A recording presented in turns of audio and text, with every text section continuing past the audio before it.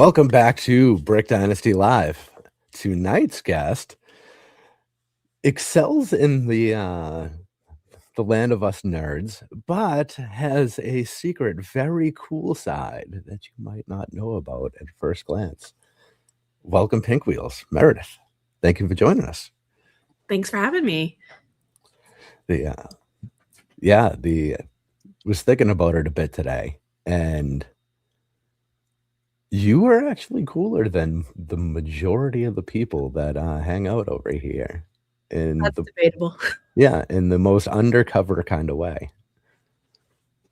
So let's jump in with that, and then we'll rewind. We'll do some origin story there. So I'm assuming you were talking about the actual Pink Wheels. Oh yeah. Okay. Yeah. So I've always liked cars. My dad had really crappy British sports cars growing up. He would throw my brother and I in the front seat of his Triumph sports car and saying, "Don't tell your mom about this," because it was a two-seater. I always liked cars. I wasn't super. I mean, I went to school for chemical engineering, but I did do a good amount of mechanical. And when I got out of college, you get your first job, and I would get involved with the local car scene. I married my college sweetheart right out of Georgia Tech. And he also was into cars. He's over there listening to his book on tape, or his book on Audible right now, so you can't hear me. But yeah, so we love cars, and we live in Atlanta, and people usually think of car culture, they think of LA, they think West Coast, but Atlanta has a huge car culture and car history. We have Road Atlanta, which is like, I don't think it's the oldest, but it has to be one of the oldest racetracks in the United States. They used to apparently, it got so bad financially, like in the 70s and early 80s, they were actually the former owners were flying in cocaine shipments on the back straight. So and there's a lot of, once you go up to Brazelton, that's the area that has Road Atlanta. There's all these racing shops and more like sports car manufacturers. Panos is up there. They used to have the Skip Barber's racing school started there. So, between Road Atlanta and just being a big city, Atlanta had car culture, in the 90s and 2000s. And, graduated college, got my first car that I bought new. I got a Subaru WRX, and I thought it was the hottest thing ever. One of my friends from college, his parents, actually, his mother, I believe, owned like a racing shop. So like you'd go in to buy safety equipment. Hans were just out at that point, but you'd go in to get all your safety, your safety garb, all that stuff. She ran a shop. And so he was he was brought up in Brazelton. So he was in that old school, just history of Brazelton, Road Atlanta car culture. And he's like, listen, if you really like driving your car, you should come out to an autocross. So do you know what autocross is?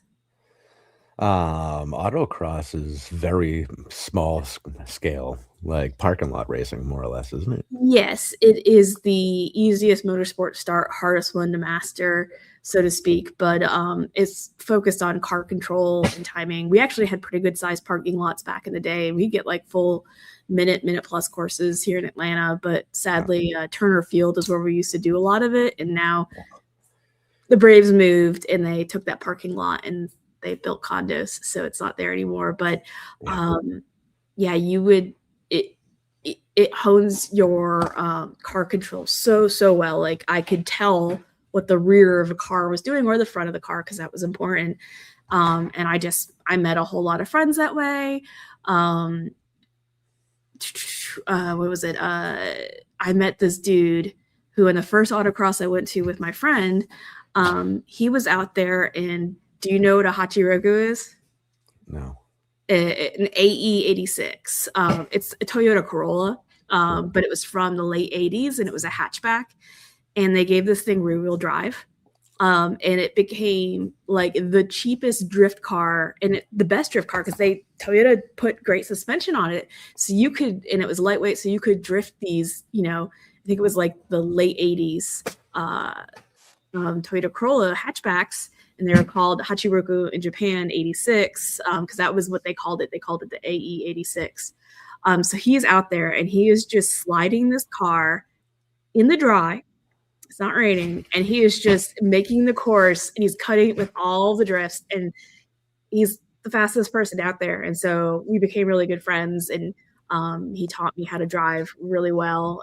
He's probably the fastest driver I know, but like, we're all broke. You guys think Lego's expensive. Do any sort of amateur motorsport, and it is way more expensive.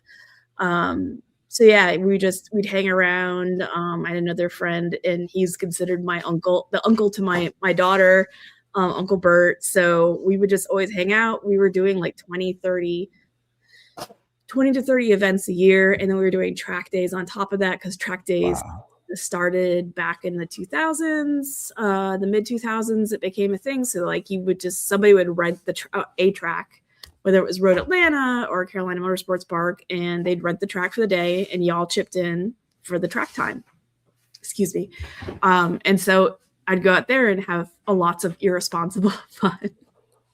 So yeah, we went to the national championships for autocross. We were doing some time trialing on the track. I just don't trust other drivers for, how do I say this? When you go wheel to wheel, let's just say the main organization that runs amateur motorsports in the United States is called a CCA, Sports Car Club of America. And they've been around since like the 50s. And unfortunately, the club, how do I say, I'm trying to be polite. I was a member for like 8-9 years, and finally I just got sick of it, because they're very orientated on road racing, which is great. But you have guys out there, gentlemen in their 60s driving around, and it's like, I don't trust, because when you go to wheel, there is an element of trust, especially, you're doing this in the amateur thing. There's no what do you call it, workman's comp if you get a bad wreck with your wheel-to-wheel racing car. I like going around. I like car culture. I like going to track days with my friends. We ended up joining, they built a second track in Atlanta that's like, you could buy into a membership, and we have so many days we can go up there. We have a rental garage, and we kind of like go up there with our old autocross friends now, and my daughter will hang out. There's a loft in there with a TV, and she hangs out, and we just have informal track days. It's just been something we've been both doing. My husband and I have been both doing since we were graduated college. It's amazing. There's so lots of other people that do it. It's just how do I say? People usually come and go in it, much like Lego. But it's something I'll never give up. I mean, it's just, how do I say this? Like, you need your stress release, and it is, to me, an ultimate stress release. Yeah, it takes a lot of balls to do something like that, really. It's one thing to just, be into it, and, I think it's cool. It's another thing to actually get behind the wheel, though. Track, like autocross, I've seen one or two, accidents at autocrosses, and it usually was, how do I say this? Some kid just pushing it way, like some young 20-year-old thinking, way beyond, like, he should, and that was over probably, I've been to like 300 autocrosses. So I've probably heard of more people getting into wrecks driving just randomly on the road to an autocross than actually at autocross. So it's very safe. I've hit potholes and had to get a new control arm because I bent it or something like that. But when you go to a track, I do buy track insurance now. That's one of the great things they have.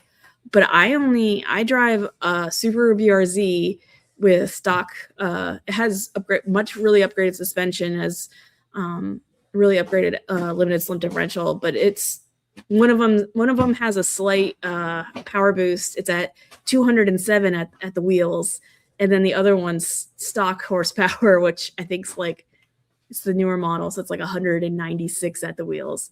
Because the problem is that the car culture changed in the OWATs, the O10s, and they just keep coming out with these cars with more and more horsepower. And I've heard of people, I had a friend that had an Subaru STI like I did, and he lost his brakes at Carolina Motorsports Park, and he had to be life flighted. Oof. Yeah, so I feel like a cheap Subaru BRZ, which is a cheap rear-wheel drive Econobox sports car that I got for $26,000. Like, I have insurance on it, and then I have a Hans and all that stuff. So I try to be very safe. And that the course is Atlanta Motorsports Park where I go to. It's a very tight course. Like, you can't. There's not a long back straight like Atlanta or Atlanta. So I feel like that, it's still a risk. But again, I only have 200 horsepower versus the person coming out with their crazy Camaro that has 500 horsepower at the wheels. People kill themselves, doing that. So I feel like, you don't need that kind of speed to have fun. 200 horsepower in a 2,800 pound car with good suspension, it goes a long way in that fun factor. That's awesome.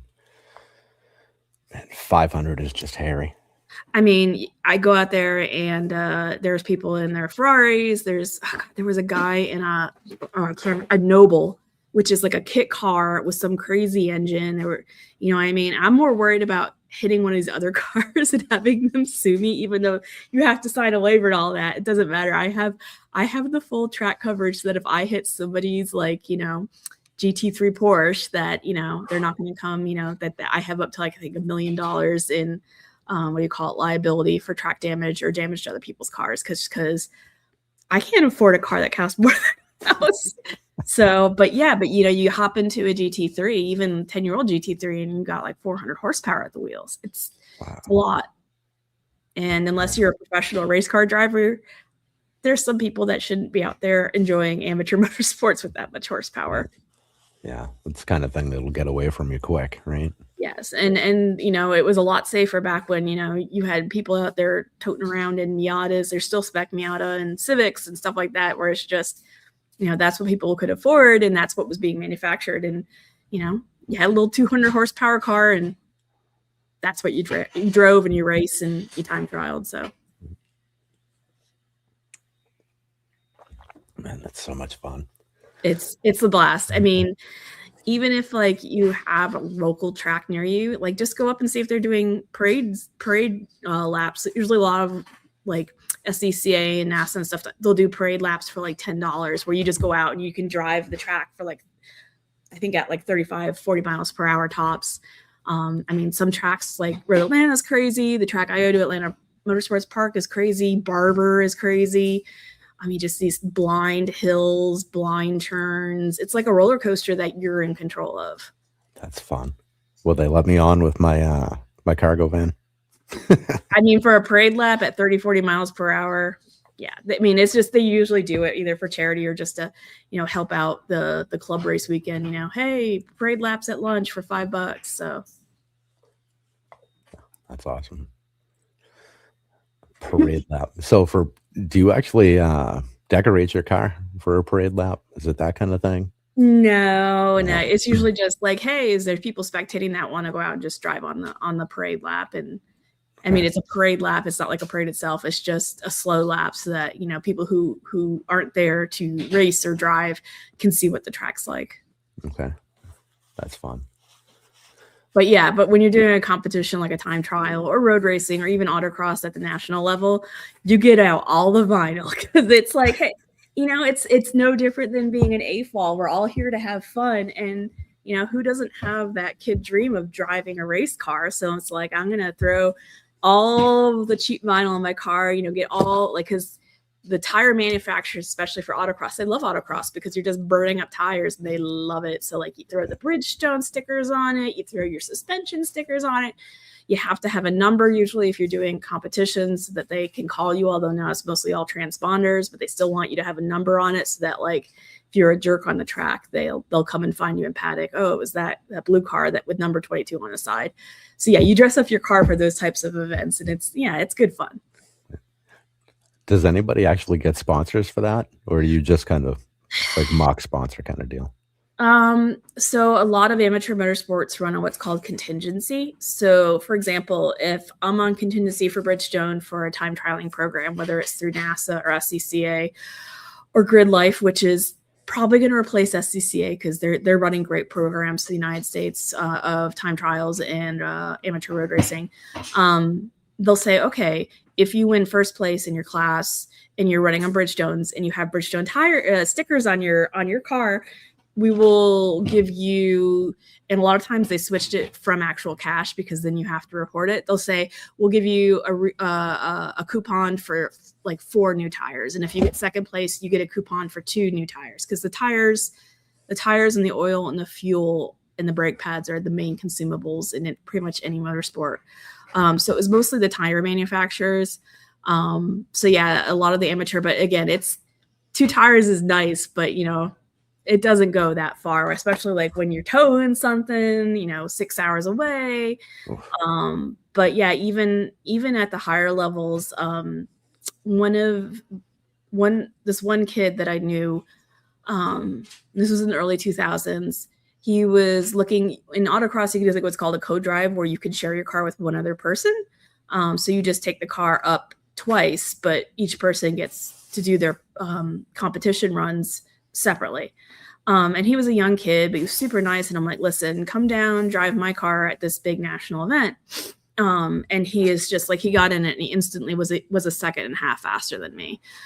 He had natural talent. He had been karting since whenever. He actually crowdfunded his semi-professional series into, it was SCCA, like had like a mid-level, like between amateur and professional, and he won. It was for B-Spec, where you'd run like little Honda Fits and stuff, and he crowdsourced it, like everyone could sponsor $5.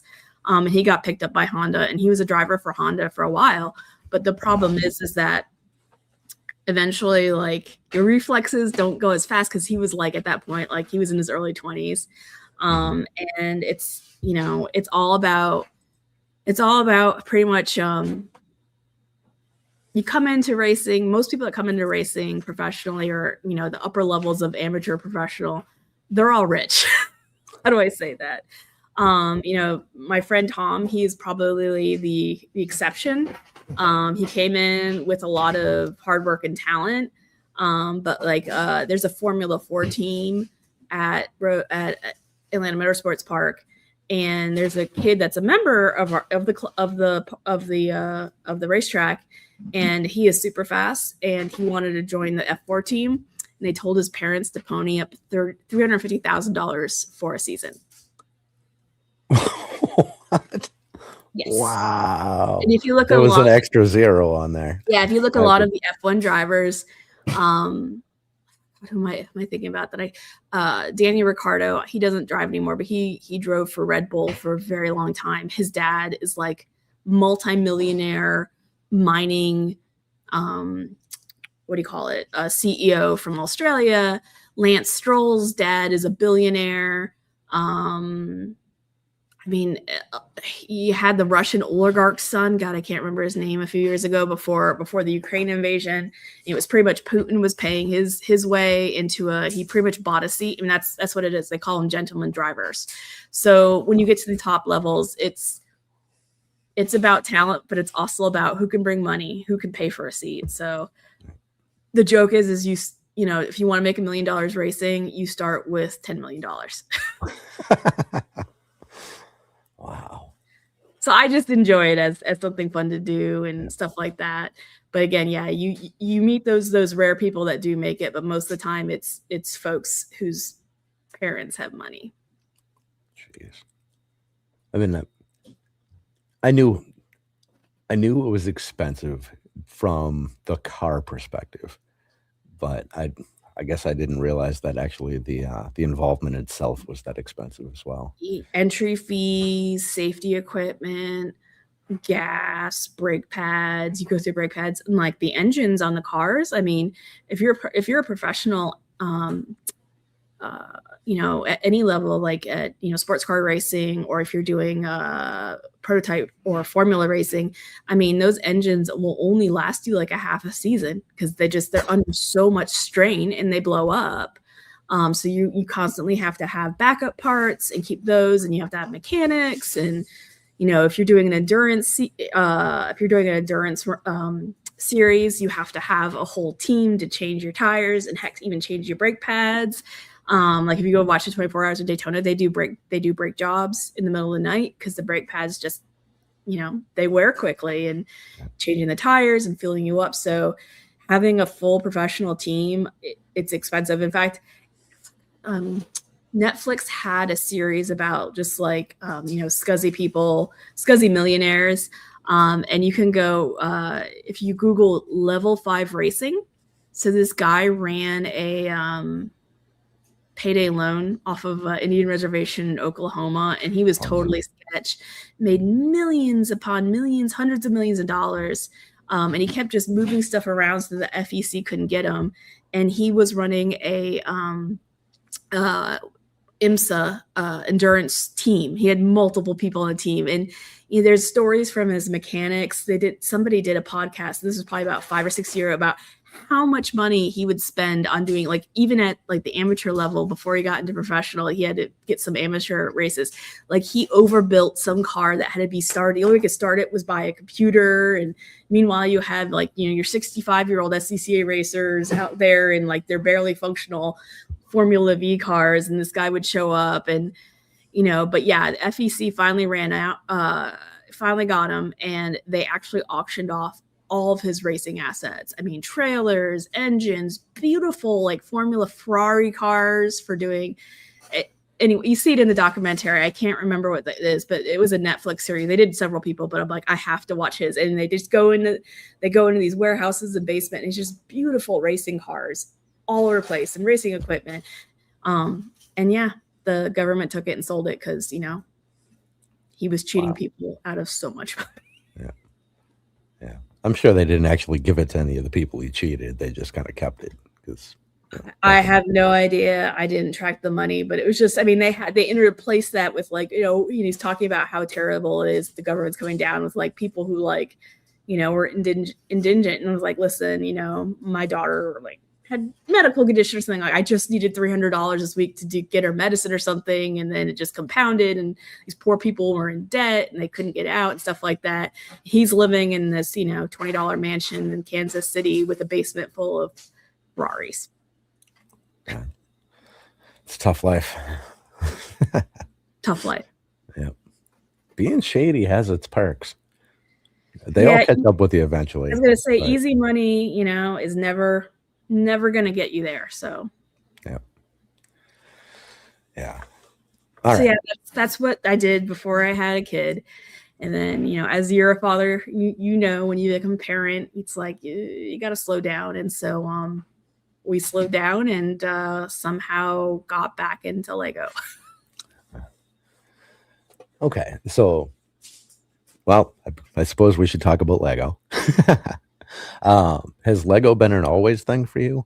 Well, you said back into Lego, so clearly there was a dark age in there. There was a dark age. There was a long dark age. I have an older brother, and of course, I always wanted to have whatever toys he had that looked cool.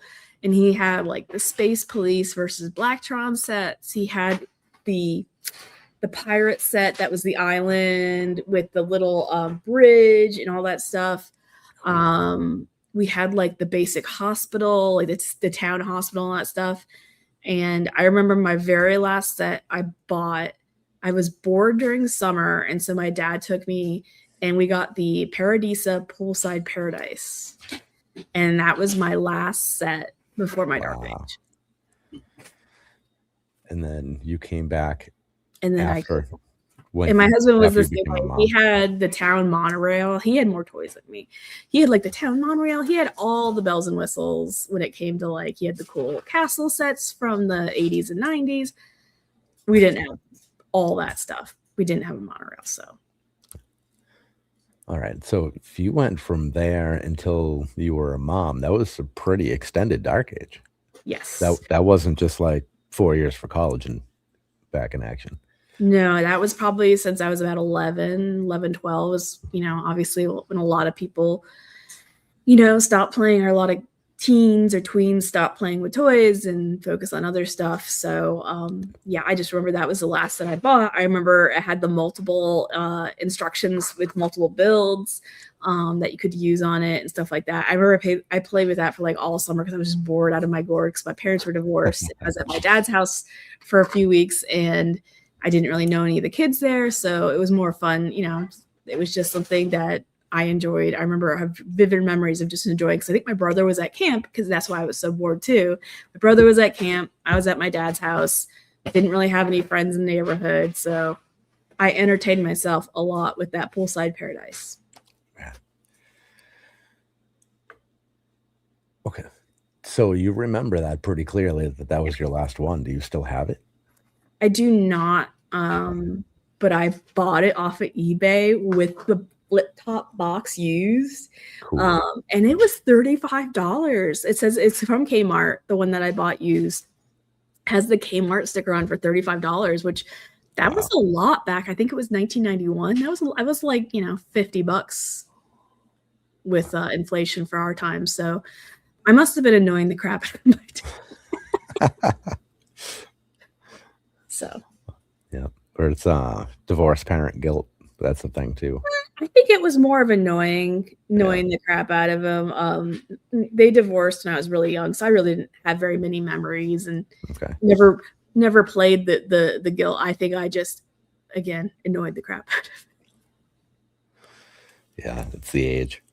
So when you came back, was it for the sake of playing with your kid, or? It was, we ended up on Nextdoor, and I was going nuts on Nextdoor. I think I got into buying, like, I don't know why, finding really good deals on like used toys and used baby. I mean, I'm not saying that that's not good, but like, I just loved having tons of clothes for my daughter, because it's like, so I was always like going to the mom sales and stuff like that, and I was finding really expensive baby clothes, like mini Bowden and stuff like that, like super cheap. And just, I guess it was the thrill of the hunt. All AFOLs know that. And I saw somebody in our neighborhood like selling just like 2 or 3 Sterilite bins of, and you're gonna cringe when I say this, Mega Block. Ooh, that's tough.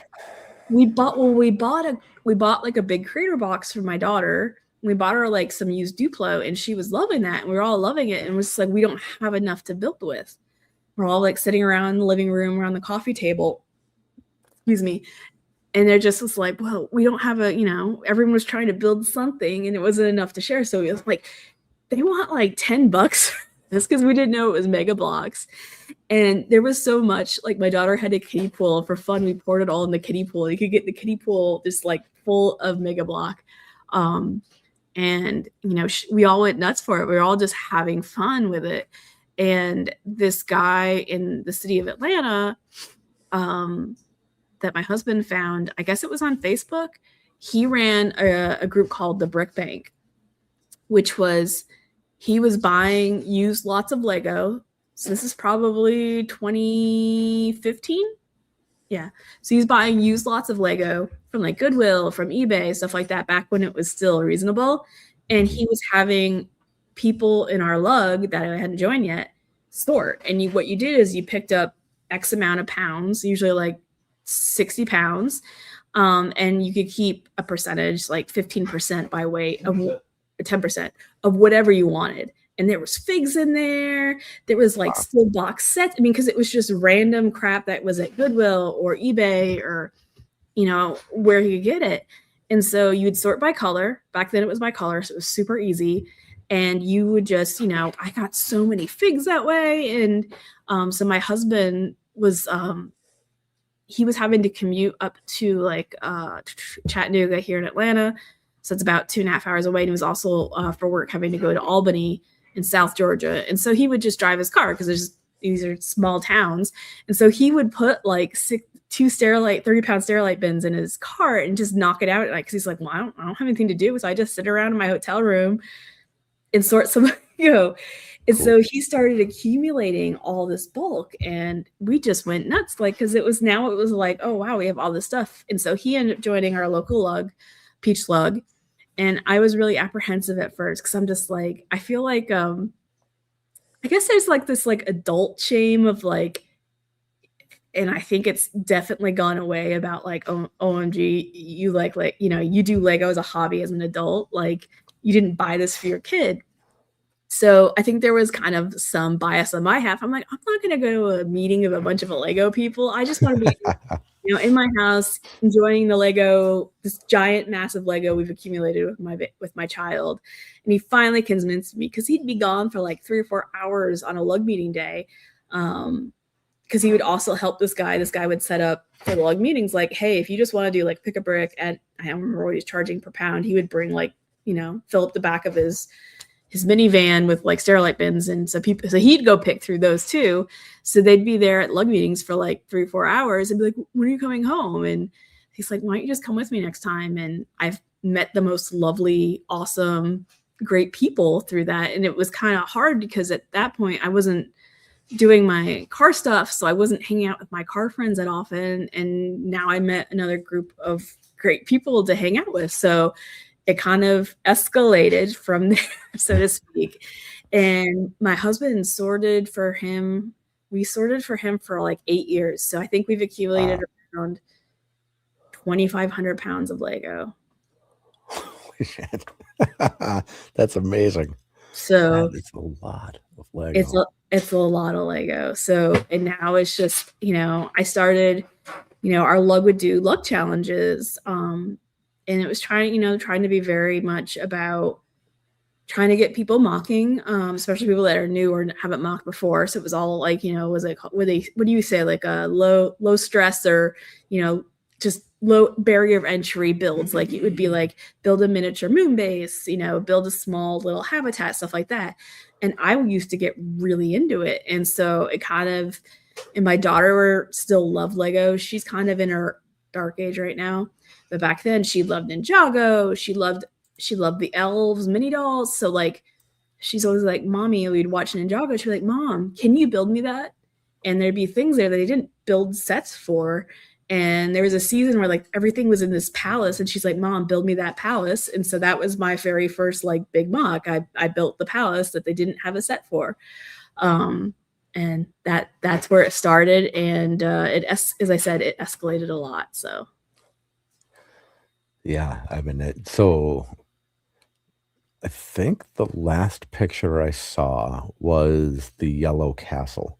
Is that the most recent one? That's the most recent one. Yep. That's it's a hell of a thing to graduate to. Oh my God. Yeah. So how do I say it? People that, I talk to and try to get feedback, and, just people that have known like how I like to mock, they usually call me like, the person who's going to break out the most weirdest colors or interesting color combinations. And, you look at a lot of castle, and it's gray or dark gray or black. And I was like, I'm going to do a yellow castle, because it's like, it's a homage to the original one. And it's just, you go to a Lego convention, and this is not to ding anyone that likes to build gray castles, but like, I like to just do something different. I feel like all my blocks are kind of different than what other people build, and everyone should have their own style. And I'm like, I'm gonna do the pale yellow and yellow mix, and it just kind of exploded from there. My daughter loves like mushrooms and frog and kind of like that fairy core vibe. So the CMFs that come out, the mushroom CMF, we army built them, and we just been waiting for like an opportunity. So I'm like, this yellow castle, it's going to be a red, yellow, and blue kind of color palette. And the mushroom tribe's going to live there. Perfect. Okay. So that explains the mushroom then. I was wondering how that came in. Now, in the last picture, there were a couple buildings outside of the castle. Were those yours as well? No. So this was a collab between Peach Slug, who I'm a member of, and kind of like our sister neighbor lug, South Carolina lug, SC lug. And then it was headed up by a person you may have heard of, Mark Erickson, formerly known as the half of the duo known as the former Castle Bros from Lego Master Season 2. Okay. So him and his brother won Lego Master Season 2. He lives, south of Atlanta. He lives in Atlanta Metro, and I've known him for years. I've known him and his brother since I think they were not quite 20, so they might have been like 19, 20. And they're great guys. Super sweet, super nice to Natalie. You know, they could totally blow off kids, but you know, they are just super nice anyway. But he's like, hey, I want to do a castle collab with different factions. Because again, I know he's kind of gave up the castle bro title, but he's like, let's do a castle collab. And I'm like, can I take my mushroom army and make them a castle? And he's like, absolutely. So I'm like, cool. And he said, just let me know if they're good or evil. Because we had one side that was evil and Mark's black skeleton. It was almost like a Castle Grayskull. It was so cool. Like, and he had green, transparent green bricks in the mouth of the castle, and it was glowing. I mean, so he had his side, which was evil, and then I was chaotic good, and cool. Kind of in between, people brought different scenery, there was like a church, and there was kind of like a forestman hideout inn and stuff like that. So it was a collab. Now, is that purely for Atlanta, or are you going to travel with that? I'll probably bring it to Brickworld. There are things that I didn't finish. I started that according to my Google pictures, I started that build December 2nd. I gave myself like between Christmas and traveling for visit family Christmas, I think I gave myself about 10 weeks to build that. That's insane. That's such a short amount of time. I had my husband and my daughter tiling like the water, tiling the towers for me, because I'm just like, I'm so behind. So so it's gonna be expanded for Brickworld. It's mostly just gonna the tall tower in back that I was having was like a mage's tower. I just didn't. It was one of the things I'm like, we'll have this for Brickworld, and then no one else from the collab is coming, so I'm going to kind of have to build out around it terrain. And I kind of wanted to have like a mushroom farm with like a little villager like growing mushrooms and stuff like that. So, jeez, well, that's going to take some work. Well, I mean, transportation on that far is going to take work. Actually, it's one of the easier MOCs to transport. Yeah, everything is modular. Do you know Rich Intense Bricks? I don't believe so. If you go to Beyond the Brick, like they have every one of Rich's builds on there, and he builds these monster castles. He lives in Atlanta, and they always go and they film his build studio, and like he has to put his castles in like a crate and get it forklifted because they're not modular. I just built everything modular because my husband will get upset if I don't. So everything just slides apart and it fits, in regular boxes. The worst MOC that I've ever had to transport was the one where I made the like the what do you call it? The mini lander scale, but they're a little bit bigger than mini lander scale. It was a homage to Lego Elves, and it had 3 elven mini landers, and they're out. Yep. Magic, and my husband helped me do programmable LEDs, but all those trees behind them and all that foliage, it wouldn't stay. I had to rebuild it anytime I displayed it. And so it was like 6-7 hour setup. So I've learned my lessons, and the owl house that I built before that, I could set that up in an hour and a half tops. So I've learned that, you really, if you want to enjoy yourself, you really make sure you have to plan, because otherwise you'll be sitting, Thursday and Friday of any convention, just like building trees and redoing bushes and all that stuff. Now, how many conventions have you been to now?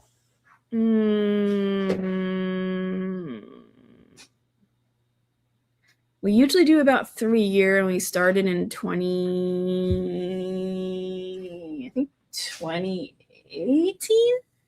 But back then we only would do 1 or 2 a year. I have to say it's probably about 15 to 20 conventions, somewhere around there.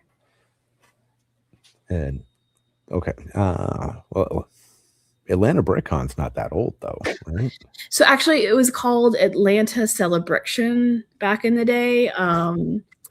I think it had 2 owners. One of the current owner of BrickFan Expo / Atlanta BrickCon, and then I think he had a partner. And then he just ran into problems because the only convention hall that we really apparently I'm trying to seduce Bricks. The only convention hall really in Atlanta that how do I say this? Like smaller conventions could afford was over in Cobb County, and they kind of had like a monopoly on like the small to medium sized convention halls, and they kept raising his rates and they couldn't make money. And then COVID happened. Well, then they canceled, like they overbooked him and they raised his rates, and he just was like, I got to take a year off. I'm like, no problem. Completely understand. That's just like, they overbooked him, so to cancel. And then I think the last one he had done it in October, which in October in the South, it's football time. And it was like beautiful. And it's always like, that's our best weather. It's not too hot out, but it's not too cold. It's just lovely. It's not humid. So he used to connect, and it just, the last time, it was just the most gorgeous weekend, and there was college football on. So the attendance wasn't as good as he needed, or as they needed. So he rebranded it. I guess, I don't think he has a partner with him anymore. He's an AFOL. He's in our lug. It's an AFOL event. So he rebranded it as Atlanta BrickCon, and it was held over when it came back from COVID in 2021. He held it over in like this community center, with like a basketball court and like a second level that had kind of like a surrounding area. And, he's like, listen, this is, we have to start small again and build it. And I remember showing up every day to that convention, and it was just like the line was wrapped around this community center, for people trying to get in. So, he did a great job. He made it popular. And, then they opened the Gas South Convention Hall over here in Duluth. So Cobb Galleria had some competition, and he got in with them. And, it's been good business for both the convention hall for him. And every year it's gotten bigger, bigger, and bigger. So awesome. It's 3 days. Is it Friday? No, Friday, it's Saturday, Thursday. Sunday? It's a half day on Thursday, Friday, Saturday, Sunday. So, okay. And every year he adds more, AFOL type activities. I don't know. I'm assuming, I know you've been to like have you been to Brick World? Yeah, I was at Brick World last year. So like, at Brick World, they have like the blind build, the speed build, stuff like that. Parts draft, stuff like that. He's gradually building those up. So there are those types of events. So it's just not, hey, show up and set out your mock and then people go off. He's trying to make it, more of that kind of community aspect where people are just hanging out, doing the activities, even though their mocks are set up, et cetera, et cetera. So, okay. Every year it grows. So come down if you want some warm weather, hopefully in February. That was actually not the warmest weekend we've had it, but, yeah, he has a great date now. I know Super Bowl Sunday people are moaning, but it's like, the attendees for public, they're only coming for 2-3 hours. So it's fine on a Sunday. We had good attendance on Sunday because, again, they're going to go home in the afternoon and watch the Super Bowl in the evening. So it doesn't really seem to affect it. So, but February, there's nothing going on in Atlanta in February. And it's usually kind of, not the nicest weather. So. Yeah, the weather up here sucks. So be a nice break. Okay. All right. So it's longer than I thought it was. That's cool. Yeah. You can come Thursday. I think they started at noon. Okay. Yeah. I don't like the idea of getting on a plane to fly somewhere for 2 days. That just doesn't seem worth it to me. It's talking to the wife about, second options, because Brick World is going to be a fixture now. I feel like it has to be.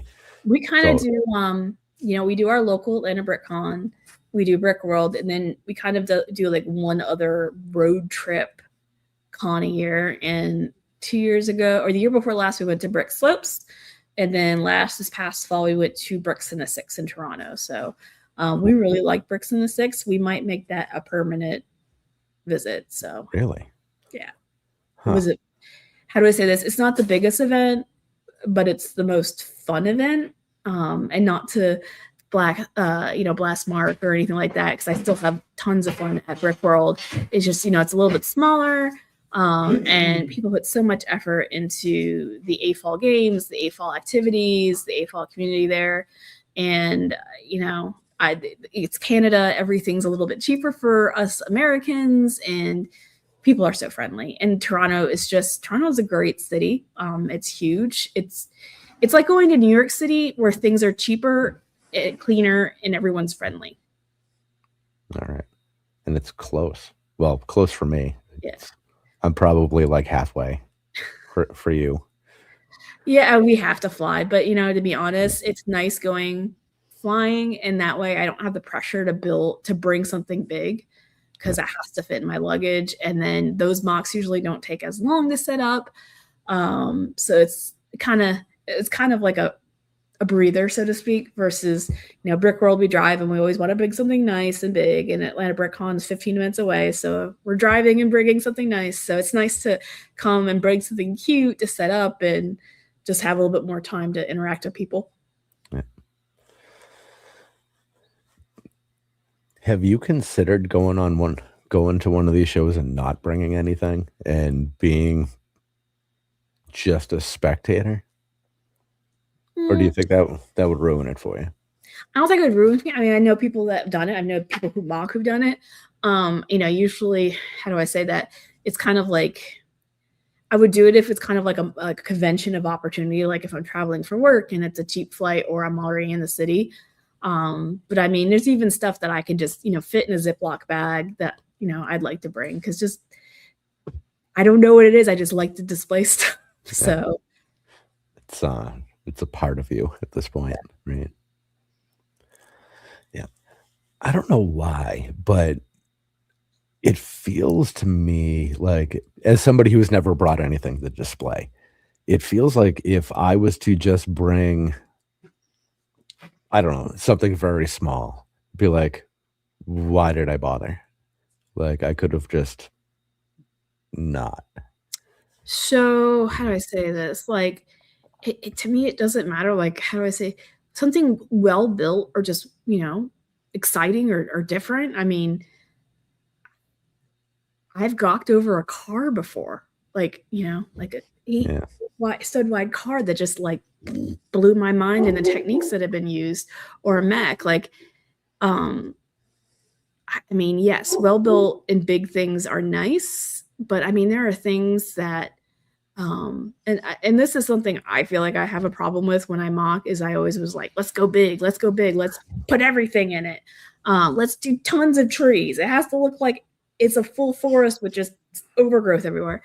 I mean, you can bring very simple, clean, nice builds or just small builds that just will blow people's mind. And, if someone finds joy out of that, great. I find joy out of like, there is a builder out in Oregon, Will Hafner, I think his family used to run BrickCon or something, either BrickCon or BrickCat, I can't remember.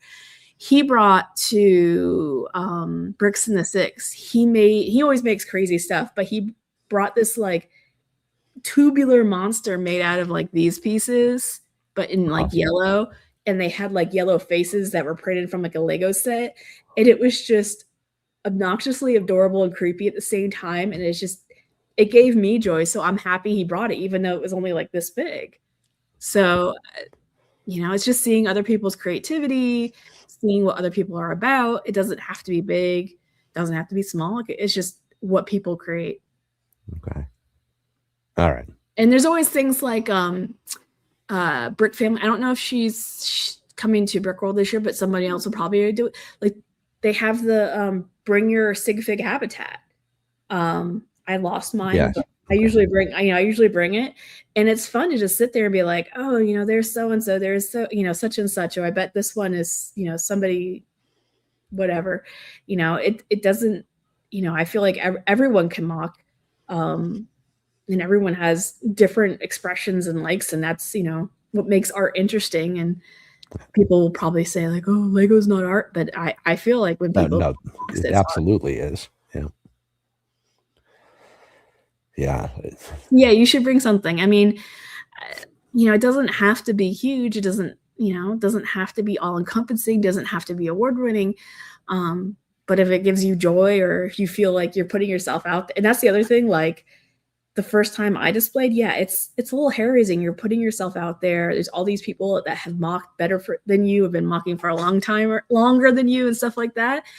And if they say anything rude, they don't belong there, to be completely honest. Like, a lot of the builders nearly all the builders I've ever interacted with, especially on my first, display, were nothing but nice and nothing but complimentary and asking me about techniques. I mean, I just feel like, that the mock building community,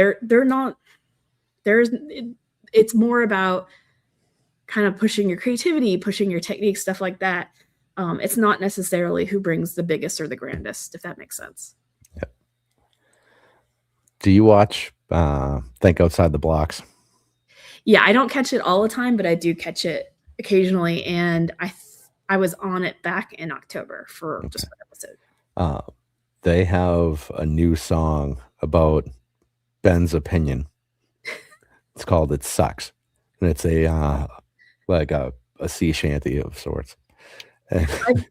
I've found a lot of the best builders I've met, and that includes Ben, Mr. Brickworld Master. And I've got to meet several Brickworld Masters. I've gotten to meet people who've displayed in the Masterpiece Gallery. They're all typically are very humble and self-deprecating on their own, build style, build quality, whatever. So.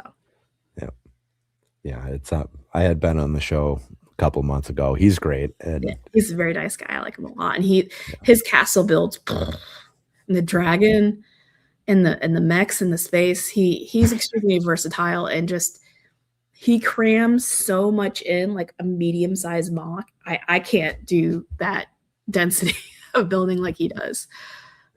On Cool Hand show the other day, they what do they call it? Rock Out with Your Mock Out, their new segment there. Yeah. Did you see the little space baby mech that Slurpee shared? I did not, but yeah. Do you know of a Mr. Simon Liu? No, it doesn't ring a bell. Simon Liu. I kind of like call him like almost like a facet in the community, especially in the mock builder side. Do you know what September is? Yes. Yep. He started September. Okay. And he loves building mechs with babies and animals. And in fact, I have one. He gave my husband one that has a little penguin in it. It's a mech with a penguin in it. And he's a fantastic builder. But yeah, and to me, it's just that kind of crazy creativity. It's just something that you can't really find in a lot of mediums. But he knocks it out of the park, and he makes it look so awesome and adorable and stuff like that. But yeah, he likes to make baby mechs too. Yeah, and that's hard. Yes. Yes. To do it so that it's recognizable as a mech is not a big thing. To do it and have it like look like it functions, and so be it very makes tiny too. Yeah. That's the problem. Like, I just think, and I'm like, okay, well, it's gonna get bigger, and it's gonna get bigger. But building small is truly hard. I can't build micro scale because I'm just like, I can't fit more detail into it. Yeah, it's Derek who does all of the recorded videos for the Brick Dynasty channel. He loves to do brick heads and what's he call them, chibi car builds. Yeah. So he loves cars. He loves speed champs and whatnot. So he'll take a speed champs car and condense it down into like a chibi thing. And it's amazing. I mean, it's so good, and he's so fast. And I look at them and they make no sense to me. It's like, how did you make that look like the actual car? Like a miniature Porsche. It's just I am like not a good car builder. I struggle with cars, and I struggle with spaceships. Yeah. Master builder Alec. So if you really, to me, I feel like if you really want to learn great techniques, speed champs, because some of the techniques that they've been using in speed champs just blow my mind. Yeah, those things get more and more detailed every wave. It's gotten crazy. Yeah. Sir. Which is why they're closing in on $30 now. 1 second, I got a grumpy dog. Okay. I'm sorry, Waffles took your spot.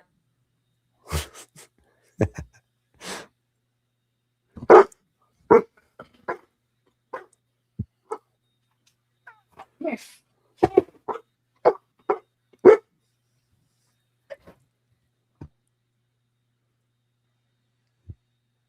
Oops. You're muted. I can't hear. Sorry, I have a doggy bed underneath my build table, and it's only one because Waffles, my other dog, never really enjoyed, like, he just likes laying on concrete. So I'm like, okay. But now Waffles now loves the doggy bed, and now Doug is upset that his bed is no longer available. Uh-oh. Yeah, sharing is tough. They're the truest brothers, even though they're zero relation. They like to annoy each other. They like to get jealous over each other. Yeah, that's how my girls are. Yes. It's everything is a territory war. Mm-hmm. Yeah. Go see Papa. Go see Papa. Go upstairs. Go with Papa. There they go. They're going upstairs. They missed them. Yeah.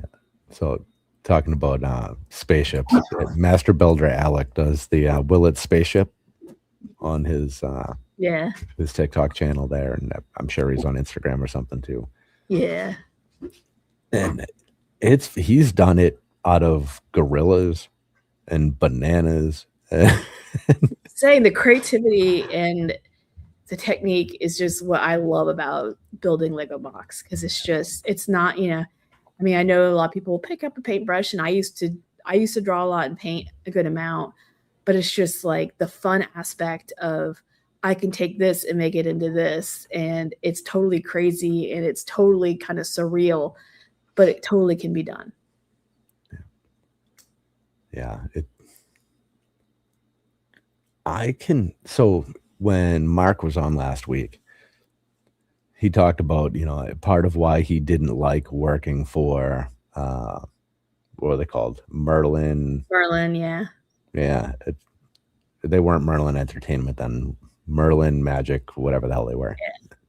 Yeah. Was he wasn't creating his own things. He was creating versions of other people's things. Yeah. That sounds boring to me, but much more sensible way to start. Yeah. How do I say this? I have designed a set, but designing a set to make it buildable by somebody, to make it not have one stud connections, to use parts that you can get in a reasonable quantity at a reasonable price. It's like, I could never work as a Lego set designer, because it's just, I can't. That's a different style of building, and it's not saying it's bad or it's wrong or anything like that. It's hard. It's hard to reset your mind when I love the fact that you can just, most of the time look up and find parts that are just cool and weird or in a cool color and just build something out of it. Or find old parts to get inspired by, versus like when you have to design a set and you have certain limitations and criteria you have to be, it's a different thinking mindset. And I don't think I could do it. I struggled really hard doing one 200-piece set. Yeah. It's like, oh, here's your budget. Yeah. Right.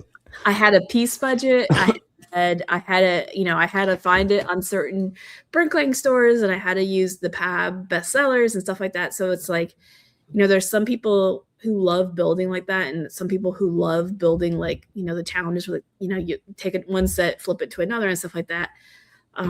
It's just different things for different types of builders, and I don't know if I could ever do that, but I can see why Mark would probably be like, I have to make mini landers. Now I have to make more mini landers wearing this or that or something like that. I understand that can be hard to be creative that way. Yep. Yeah. What is it? I'm going to say his name wrong. Dyken Tutu, that guy. He's the one that turned the creator rabbit into a face hugger from Alien. And he's done xenomorphs and a whole bunch of other like horror related things. That's a whole nother talent. Yes. I mean, I love creator. I think it's probably one of my favorite themes. And it's a great skill to be able to have, 300 parts Yeah. and build 3 unique but similar enough things that are all still good, Yep. or at least fairly good. I mean, there's always one of the 3 that's, lacking a little bit, but that's fine. Hey, I feel like if you get 2, man, that's already a gold star for you. Yep. But to take one of those things and turn it into something entirely different, it's really impressive. Like, I It don't is. understand it. I could spend all day just scrolling through Rebreakable, like, not understanding how people did things. Nope. Yeah, It's something I don't have the skills for that. yeah, So it's just, I mean, it's just part of mocking. Like, there's so many things that people just say mocking. It can be modifying a set. It could be building, designing and building your own set with, playability features. It could be taking a set and building something completely different out of it. So it's just like there's just like endless ways to approach mocking. It doesn't have to be, to me there's like almost no rules other than it has to stay together. yeah, yeah. How do you come up with inspiration? Is it through your lug or through your kid or your imagination, or I I varies a ton? I have to say it's nearly 80% my daughter. She'll Yeah. just, the first one I did, she said, "Mom, build this for me." But everything after that, like she's dropped like just something, some sort of nugget where like, oh, I should do this. Um, the girl, the mushroom head girl is like, she's like, well, what are we gonna, when we were buying them, we were going around trying to scan and find as many as we could and buy others off of like, friends and stuff. She's like, what are we gonna do with these? I'm like, I don't know. But we're gonna make them look at, because she just is like, we have to have, she built like her own house, and I had bought her the Brickling Designer Program set. She hasn't built it yet. Um, but it's like, if we're gonna do something, we're gonna do something cool, and we're gonna do something different. And she's like, I'm like, I'm gonna build a castle for him. She's like, that's cool. That's cool. So she got really into that. But like, yeah, I made a friend's pirate ship. Oh, Um, yeah. Yeah. and that was all her. She's like, Mom, that was my COVID build. She's like, you should build a pirate ship. So like usually she's pretty impactful in what I'm building. It may be a 1-for-1 what she tells me to build, or just maybe something she mentions and I'm just like, that's a good idea, or just something she's into. She's really into like the frogs and the mushroom, the forest core, fairy core stuff. She likes that, so I'm like, I'll do that vibe. Um, that's typically in the elves, the Lego elves. She just loved them. Um, yeah, and then I loved anime, um, in my teen and 20s. And she's gotten really into anime, so that's why we did I'm like, we should do like some Mako's or Geisha in like a Kyoto townhouse scene and stuff like that. So she's my muse. Awesome. Uh, the what is the word for it? Yeah, it was like a 3 or 4 story kinda Asian house thing.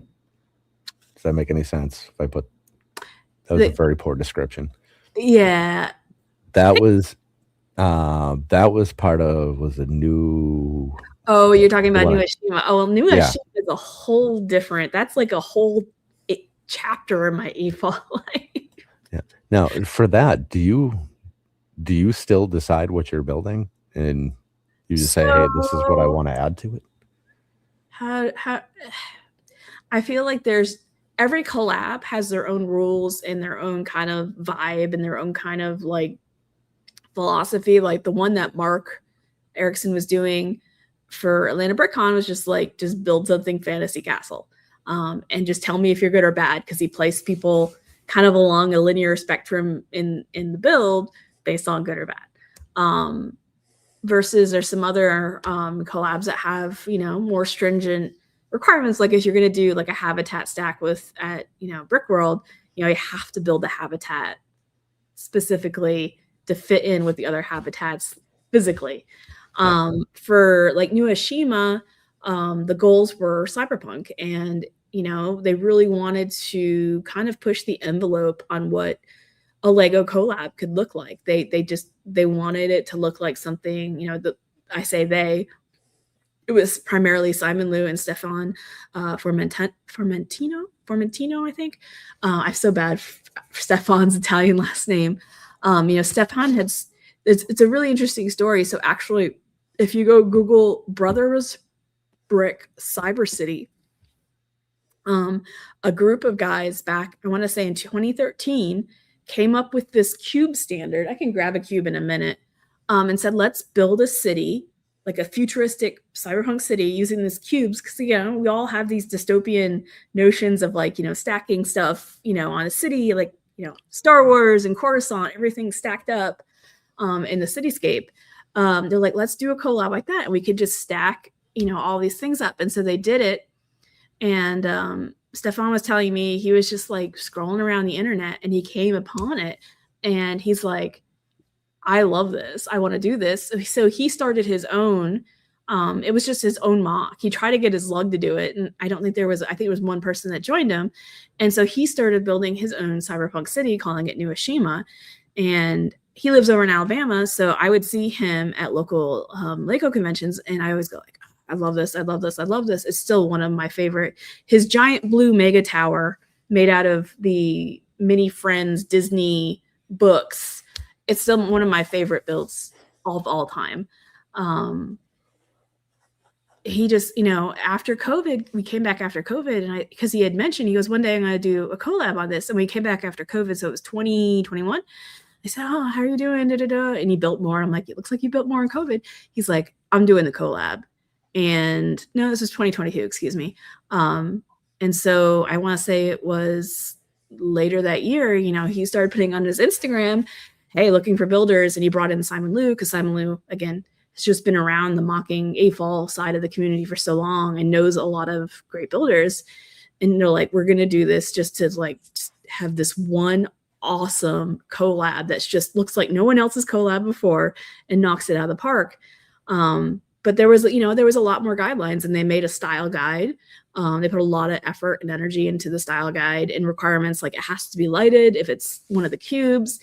And there was encouragement for feedback. So we were in a Discord, and I'd always post work in projects, progress pictures, and not everyone likes feedback. I like feedback. To this day, I kind of have the people that I go to for feedback on mocks when I'm unsure or just starting out and really want it. And it's a great way. You don't have to take feedback. That's what it is. Like, it's feedback. It's not saying you have to do this. It's just, have you considered this? And you know what? Just try it. And if it doesn't look good and you don't like it, then don't do it. But it's good to try it. And to me, it really helped my building. So I was all right. I was just posting, stuff. And, I love, as I said, I was a big anime fan, sci-fi fan. So I'm just like very inspired more by like the anime side of sci-fi and just making and a lot of brutalist architecture. And that's kind of where I focused my stuff. But everyone brought something different, and there was different sectors, and it was a lot of fun. It was a lot of work, but it was a lot of fun. But that one had a style guide. It had like I want to say like a 6-page style guide and requirement guide. And people, as I said, people run collabs all sorts of different ways. Like versus you go to, I think at Brick World 2 years ago, they did, I know some people, friends of mine who did the what do you call it? The Super Smash Brothers collab, where they built all the figures and stuff like that. And that was, a little bit more loose. Like you picked your figure, someone wanted to build Peach's castle, stuff like that. So just collabs seem to, no collab is the same. People are going to pick different, ways of going about it, all sorts of things. But, some of the more serious ones, yes, there is requirements and deadlines and stuff like that. But anyways.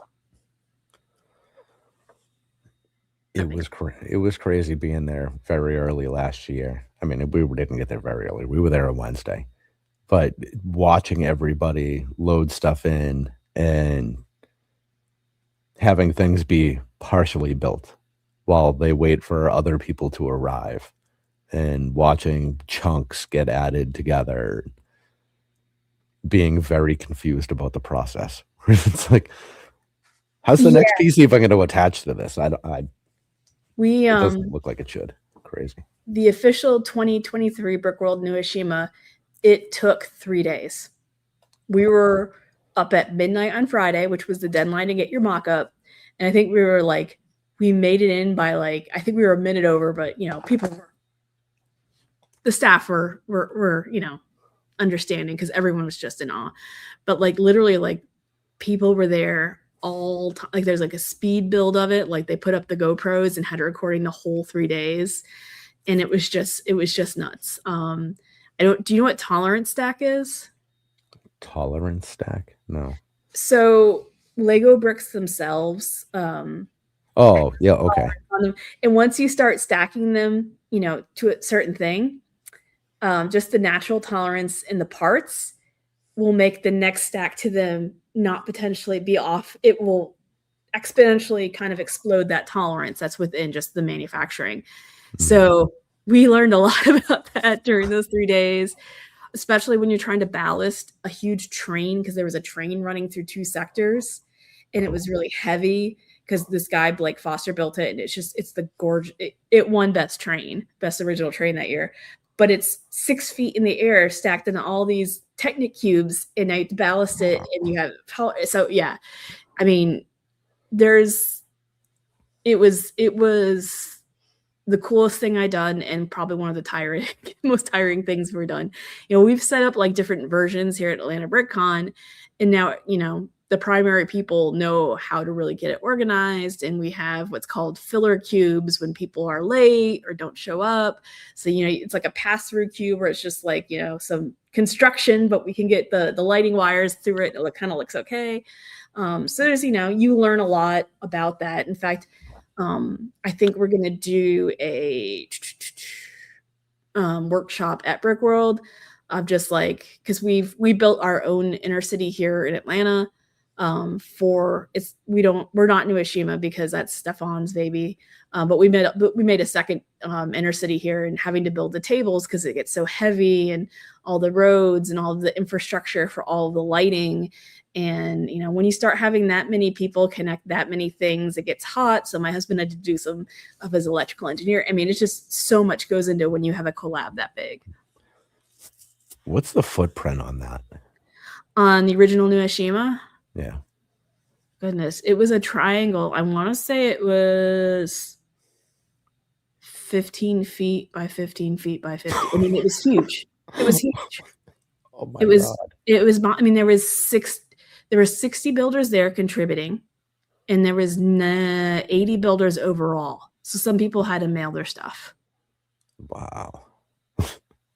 It was. I mean, I think the center was like 13 feet tall because they had like a long antenna, but still, it was tall. So I mean, you literally, like, people would take pictures of it, especially at nighttime. You're like, this looks like a picture of like a city at night. It doesn't look like Lego anymore because it's so full.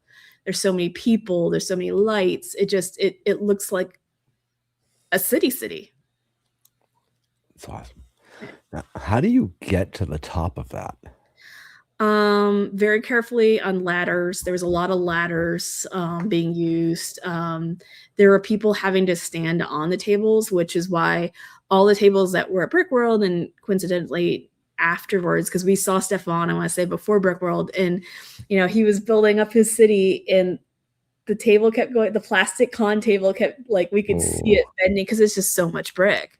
Yeah. So we use, like, there's an actual lug that came out with a table design that's kind of modular, and you can change the leg height and all that. So those have been adapted to support, and they can hold a lot of weight. I mean, you can have a full adult on top of them with probably another 100 pounds, and it's fine. Wow.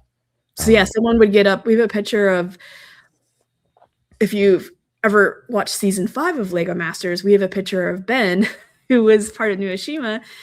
He was the runner-up for season 5. We have a picture of him, like, standing in the water in between 2 different zones, like trying to fix stuff. And he looks like Godzilla. So season 5. Mm-hmm. They all blend together because I only watch clips of them on YouTube. There's a lot of them now. Justin Brady Joyner was in season 5. Correct. Yeah. Okay. All right. He'll be on with me next week. He's a great guy. I've met him at Brick Slopes, another great guy.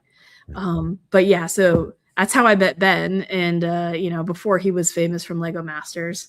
But yeah, I mean, people would just have to get up there and kind of hobble through the city like they were Godzilla. Yeah, it's almost like those tables need a fifth leg, like something right in the center. Yeah. Yeah, the ones that we build, usually they have, I want to say they're only like,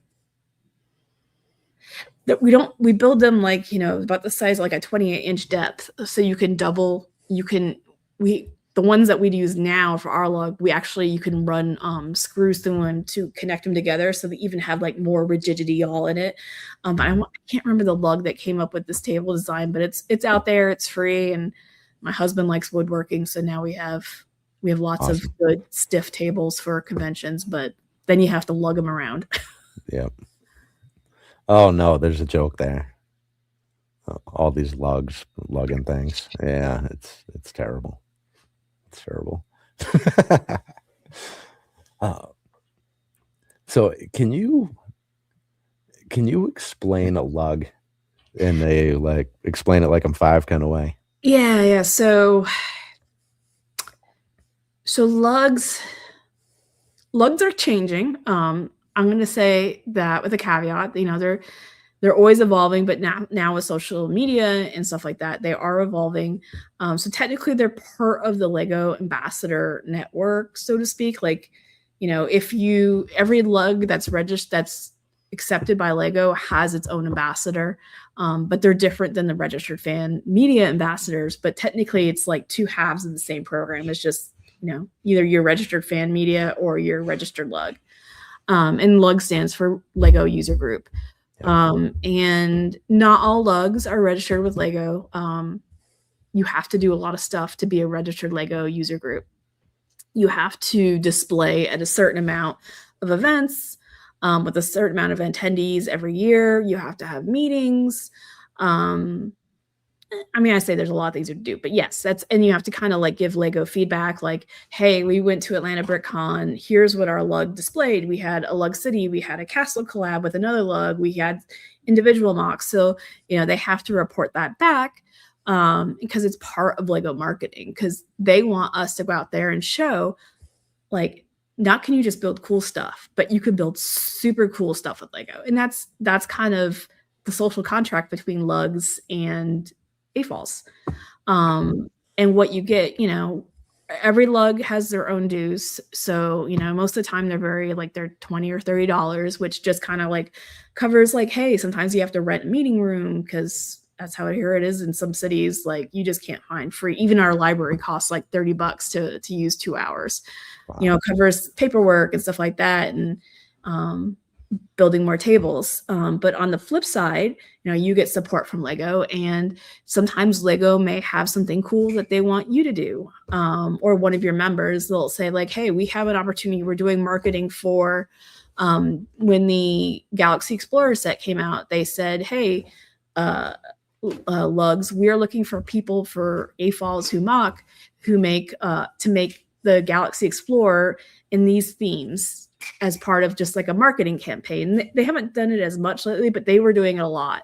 They were doing it on the Lego helmet, on the Star Wars helmets. Like, you know, they were having people put like, you know, like make one look like the Chiquita banana, and make, you know, just like, what can you do creatively with these sets? I built a Lego Friends Galaxy Explorer, and it was fun. It was lots of fun. And so that was through Land, and, you know, they gave me a set for my time, and they gave me a free a Galaxy Explorer ahead of time, so that I could see the instructions. And I built a chassis based off of those instructions. You know, and there's also other programs, you know, they want you to, they'll do surveys. They'll say, hey, lug ambassadors, send the survey out, because we want to know, you know, what AFOLs think, stuff like that. So it's, you know, they have registered fan media, which is a great way for them to get feedback. And this is more of, they get feedback from more of the, you know, the hardcores versus the registered fan meeting, which are out there kind of like getting people into Lego. And, you know, we give the feedback from like the hardcore perspective of the nerds in their basement with their 2,500 pounds of Lego. Yeah. The ones that are spending the money. Right. I mean, I think they both spend the money, but it's just, and again, it is also helpful for Lego to really have this base of AFOLs. They can say like, hey, look, don't just think you can buy the set. Here's people being creative, putting out, like New Hashimo. Lego loved New Hashimo because it was just, jaw dropping, and it was just showing people what is possible, with Lego, and how creative you could be with Lego. And then that's one of their core creativity is one of their core values. So it's a way for them to kind of, get involved with AFOLs, figure out AFOLs want, and then they do come back and help support the lug. They do support the lug with sets and stuff like that, so that we can go out there and show off how cool you can do with stuff with Lego. Awesome. It's good to hear that they actually do get involved to some capacity. You hear like people just say awful things about Lego as a brand and their outreach, and I kind of feel like some of that is just you buy into it. There's a little bit of confirmation bias there because you see, I think quality has dropped a little bit. More and more sets that are missing pieces or misprints and spelling errors. I mean, at the Enterprise, that situation was atrocious. I laugh because that's probably something I would have done. Yeah. I'm a horrible speller, and I forget to run spell check. Yeah. I have a 0 proofread record. I refuse to. I will not do it. It's if I have to proofread something, I'm not sending the message. So it's just full send. If people don't respond, then that's fine. I think Lego has to balance the fact that they're a company who don't want to make money, and that does screw up from time to time. But I mean, do you know about First Lego League robotics competitions? No. Oh, that's something separate than lugs. My daughter competed in it for 2 years, and it's phenomenal. And Lego puts a lot of work into it, and probably a lot of their money. It's run through the First Robotics Foundation. I don't remember how the foundation got started. I'm pretty sure it was a rich guy who like left his money to do this. And They made 2 leagues. They made kind of like the middle schoolers and elementary league, and then they have the high school and college league. And for the middle school and elementary league, they partnered with Lego with Mindstorms, and then Powered Up now.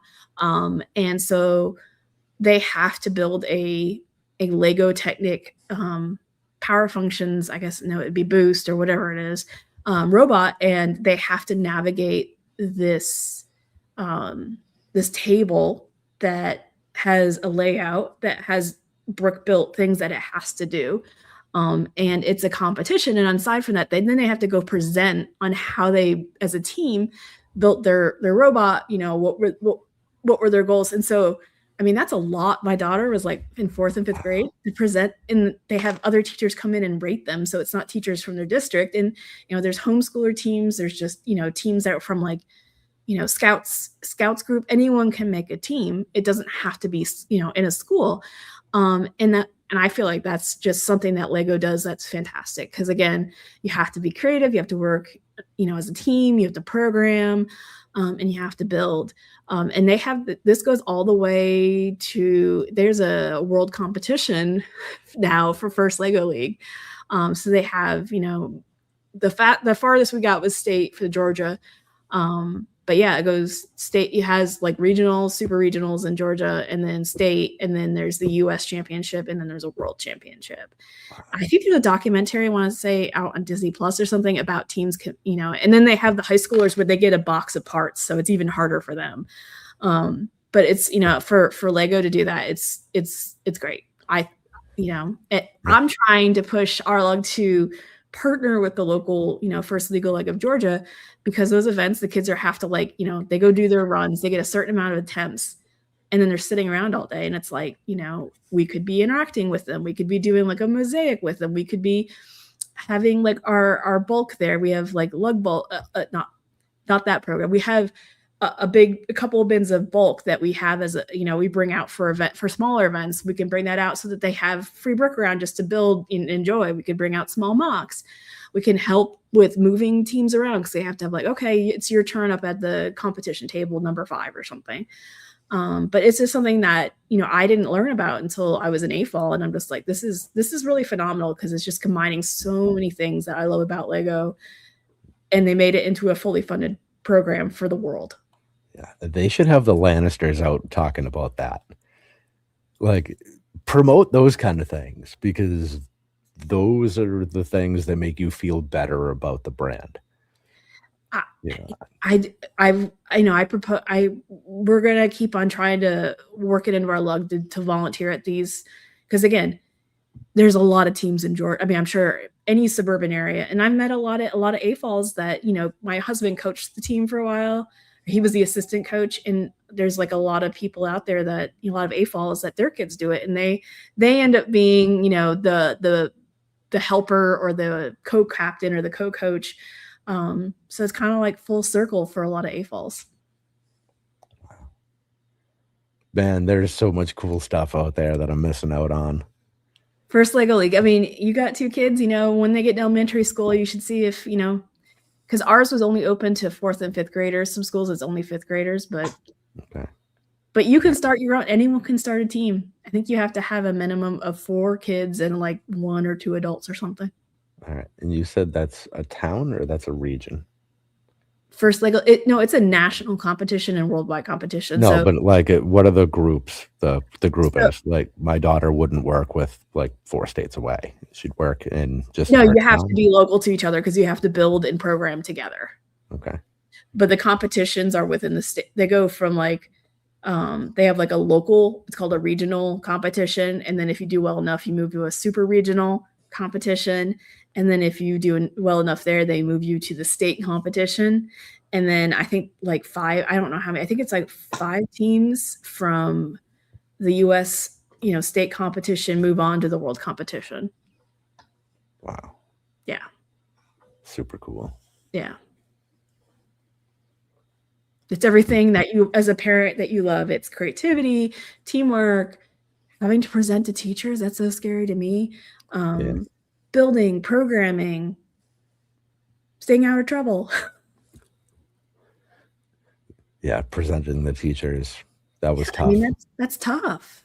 Yeah. And my daughter was so nervous, and like, we didn't do this. I'm like, kid, you're what, 8, 9 years old? I wasn't presenting to adults at 8, 9. I didn't have presentation and talking. I didn't do that. So, I mean, it's great for that too, just to get that under your belt about, hey, if I ever had to present something, I have some experience. So it's just, I love it. I think it's a great program.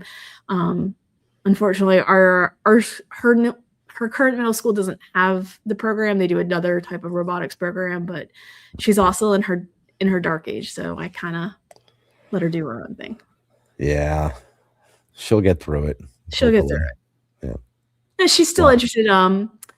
When's that came out? And the new Friends, the Friends restaurant, the Moroccan restaurant.